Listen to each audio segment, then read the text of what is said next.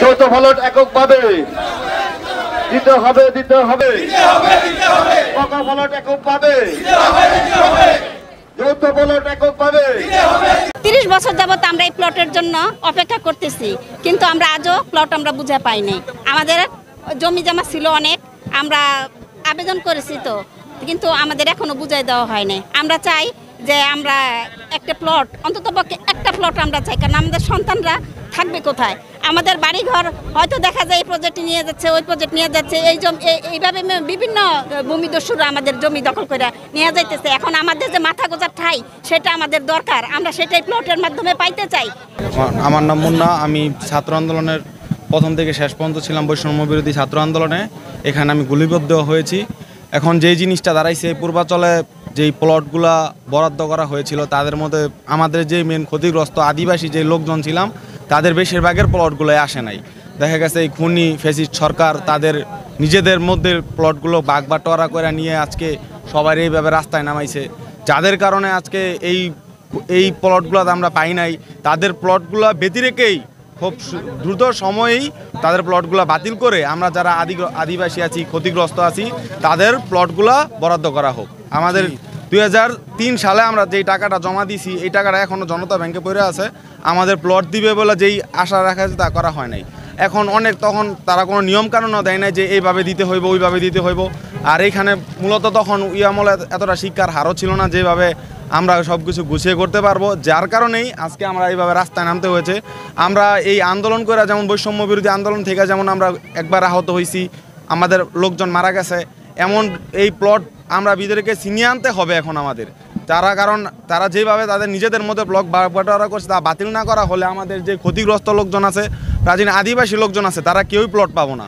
তো সবার প্রথমেই করণীয় হচ্ছে আমাদের উপদেষ্টা মণ্ডলীর সদস্যদের সাথে একটাই দাবি থাকবে যে আপনারা তাদের প্লটগুলো বাতিল করুন। প্লটগুলো যে যথাযথ যারা পানও দাঁড়াছি, যে আমরা প্লটগুলো আপনাদের কাছে পাবো, এই প্লটগুলো আমাদেরকে বুঝিয়ে দিন। আমি রাজুকে ক্ষতিগ্রস্ত প্লট বরাদ্দের জন্য আবেদন করেছি। তারা আমাকে বলেছে ভুল হয়েছে। কি ভুল হয়েছে এটা আমাকে দ্বিতীয়বার আর সংশোধন করার মতো সুযোগ দেওয়া হয় নাই। এরকম আমরা অনেক লোক আছি, পূর্বাঞ্চল উপশহরের প্লট বরাদ্দ পাই নাই। তারা আমাদেরকে বিভিন্নভাবে প্রতারণা করেছে। আমরা যখনই গিয়েছি রাজুকের কাছে, বারবার ধর্ণা দিয়েছি, পিডির কাছে গিয়েছি, চেয়ারম্যানের কাছে গিয়েছি, তারা আমাদেরকে প্লট বরাদ্দ দেয় নাই। অতএব আমি আকুল আবেদন করছি, যাদের প্লট ভুল হয়েছে বলেছে, তারা ফর্ম ফিল আপ করতে ভুল করেছে, তাদের প্লট যেন আবার আমরা পুনরায় ফর্ম কিনে জমা দিতে পারি। আমরা আজও পর্যন্ত টাকা উঠাই নাই, কারণ রাজুকের ব্যাংকে আমাদের টাকা জমা পড়ে আছে। আমরা যারা ক্ষতিগ্রস্ত আছি, আমরা যারা আদিবাসী আছি, তাদের প্রত্যেকটা লোকের প্লট যেন সরকার সুন্দরভাবে আমাদেরকে বুঝায় দেয়। ক্ষতিগ্রস্ত আছে তাদেরকে প্লট বরাদ্দ দিতে হবে, অন্যথায় আমরা রাজপথ ছেড়ে যাব না। তারা জোর দাবি জানাচ্ছে, এই ছাত্র গণ অভ্যুত্থানে যে সরকার তাদের কাছে জোর দাবি জানাচ্ছে যে রক্তক্ষয়ী সংঘর্ষে এই গণ অভ্যুত্থান হয়েছে, যে ছাত্রছাত্রী খুন হয়েছে, তাদের কারো নামে শহীদ সাঈদ হোক, মুগ্ধ হোক, আরাফাত হোক, যাদের নামে আমাদের ছাত্র দলের 32 জন নেতাকর্মী এই ছাত্র গণ আন্দোলনে নিহত হয়েছে, আমাদের বিএনপি 422 জন নেতাকর্মী নিহত হয়েছে, তাদের কোনো পরিবারের নামে বা তাদের নামে এই শেখ হাসিনা যে স্টেডিয়াম, খুনি শেখ হাসিনা যে স্টেডিয়াম, সেই স্টেডিয়ামের নামকরণ করা হোক। আমরা 11 দফা দাবি পূরণ না হওয়া পর্যন্ত আমরা কঠোর আন্দোলনে যেতে বাধ্য হব। আমাদের আদিবাসী প্লট না পাওয়া পর্যন্ত আমাদের এই আদিবাসীদের ক খ গ যে অ্যাওয়ার্ডগুলো করা হয়েছে, সেগুলো বরাদ্দ দিতে হবে।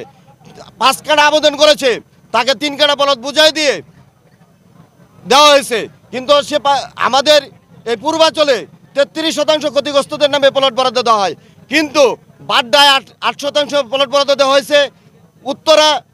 উত্তরা প্রকল্পে, 3য় প্রকল্পে, সেখানে 16% ক্ষতিগ্রস্তদের প্লট দেওয়া হয়েছে। ঝিলমিলে 16% যারা ক্ষতিগ্রস্ত হয়েছে তাদের বরাদ্দ দেওয়া হয়েছে। কিন্তু আমাদের মাঝে এই বৈষম্য কেন? এই বৈষম্য অবশ্যই দূর করতে হবে। আমাদের একটাই দাবি, শুধু আদিবাসী